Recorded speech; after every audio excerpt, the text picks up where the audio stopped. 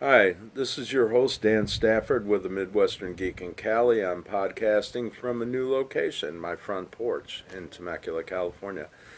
I'm not sure if you can hear it on the mics, but you're probably picking up a little bit of the afternoon breeze coming up from San Diego here in Temecula. We're about 45 minutes north of San Diego, but it's a big valley here, and we get a breeze in the afternoon. Usually you can set your watch by. It's probably about 2:30 in the afternoon. It starts up pretty close, sometimes 3, sometimes quarter after 2, but it starts up and heads up the valley, and we're about at the north end of it here. So if it's 95 degrees at noon and maybe 100 degrees at 1:30, probably by 4 o'clock it's back down in the low 90s or even into the 80s, and it definitely cools down in the evening. We can get down in the 50s and 60s here even on really hot days. So interestingly enough, we get mostly about 6 hours of real heat here, and then it calms down and cools down pretty well. It starts off nice and cool early in the morning, heats up fast after 9 o'clock, and then cools back down pretty quickly after about 3, 4 o'clock in the afternoon.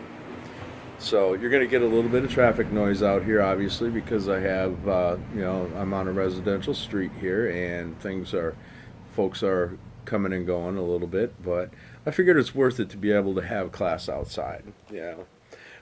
Seemed to me like that would be fun. So a little bit about why I haven't been on for a couple of months.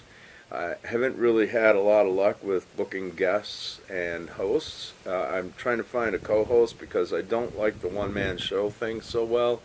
I find it a little bit on the dry side. I like the back and forth with a guest or an interview or possibly a co-host. Not a whole lot of geek news that I want to talk about today because I haven't really done the research for it, but I wanted to get something online, try doing a little bit of pod and video casting from out here on the front porch, some nice scenery in the background now that I'm doing video as well. I'll be working on doing some video from 42 TARDIS Way soon in the near future as well. I'm also doing something new. I joined the Civil Air Patrol as a senior volunteer. Senior meaning you're an adult in the terms of Civil Air Patrol. Anyone that's not high school or junior high school is considered a senior member and volunteer. And then junior high and high school, they're cadets. There's two sides to the Civil Air Patrol.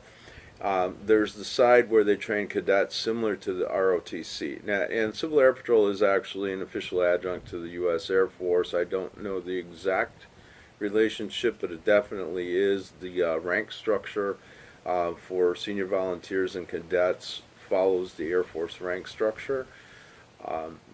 Just because you have rank in one versus the other doesn't really mean if you were to go from, say, Cap to the Air Force, you're necessarily going to have identical rank.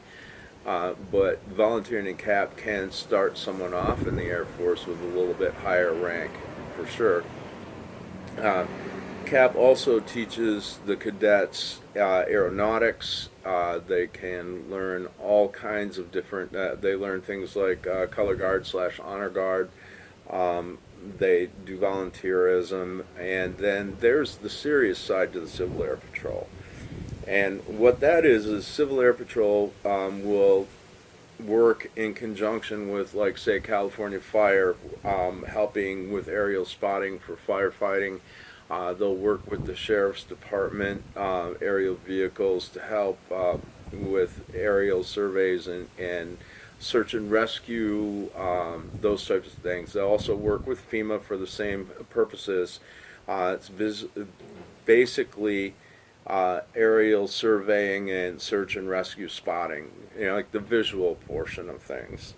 They also have their own dedicated radio frequencies for communications. I'm going to be learning to be a communications officer within the Civil Air Patrol as well as an IT officer. So I'll be doing training on dual tracks in Civil Air Patrol. And my squadron is Squadron 59, based out of the Hemet Ryan Airport. There's also Squadron 57 at March Air Reserve Base, north of here, up where the Air Museum is, near Paris, and in between Paris and Ontario. And I'm very much looking forward to it for many, many reasons. I wanted to be involved in aviation since I was very young. I mean, we're talking 5, 6 years old. I knew I wanted to be a pilot, and then I ended up having to wear glasses for a lot of years, and everyone said, well, you're never really going to fly anything but cargo. And, you know, being a 10-year-old kid at the time, I just took all that in and sucked it up and believed it. And then, well, I ended up getting a diploma in aircraft electronics and becoming a radar technician at 17 years old, and then working in telecommunications for 21 and a half years. Well, now, working with the Civil Air Patrol, this is kind of my way of getting back in and around aviation, which is my first love, as far as what to do career-wise, job-wise, interest-wise. So I'm thinking this is going to be a very good thing. I'll be working with the website for the Civil Air Patrol. I'll be working, obviously inventorying equipment and helping set up connectivity inside the squadron headquarters. Eventually I'll be, talking and communicating with aircraft that we're coordinating with, and all kinds of other things. So it's really a lot of interesting stuff. It'll be good training for me. And it'll be interesting because eventually I'm going to be doing a podcast/videocast specifically for Civil Air Patrol. And I'm going to be working on setting all of that up soon. But that one, I'm going to ask other members and cadets in the squadron to be included, to be guests.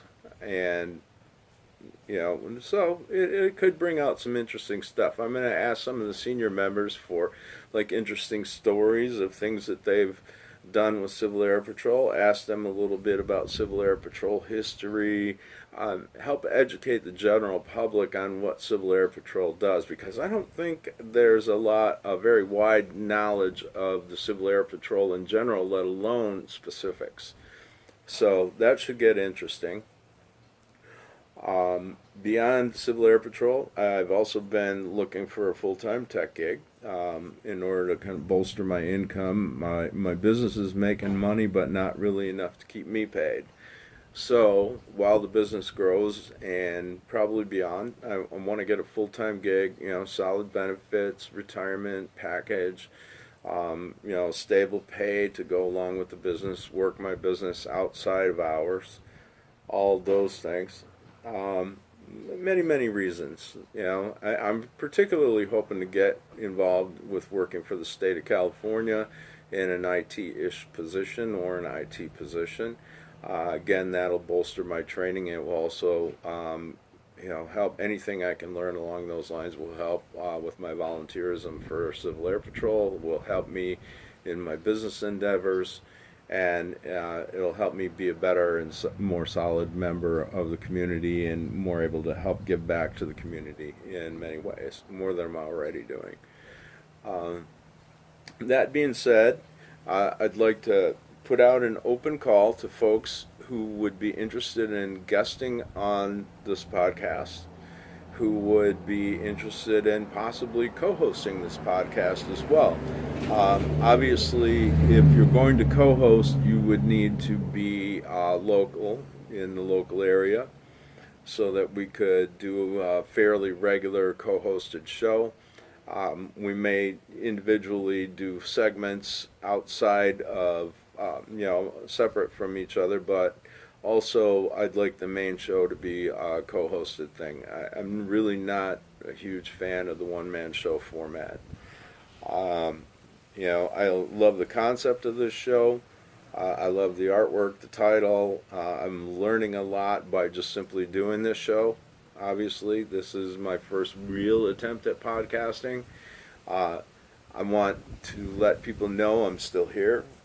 I'm not going to be doing podcast fade. I'm not going away. I may not be regular online all the time. I may not have a set schedule. Well, when I've got something to say, I'll be here, and there will be new episodes. Midwestern Geek in Cali is not going away anytime soon. That is for sure. Um, you know, I think one other thing that I want to mention on this show right now, my mind is a little bit on Puerto Rico. I know Houston got hit hard with the hurricanes. I know Florida got hammered pretty good, but Puerto Rico's really hurting. And those folks are U.S. citizens. So I'd like to see all of us geeks around the country kind of pull together and do whatever we can to help come up with ways to help Puerto Rico. Just saying, they're Americans. They deserve it. So, anyway, I think I'm going to call it a day on that one. Let it go, see how this turned out, and upload it. Thank you for listening.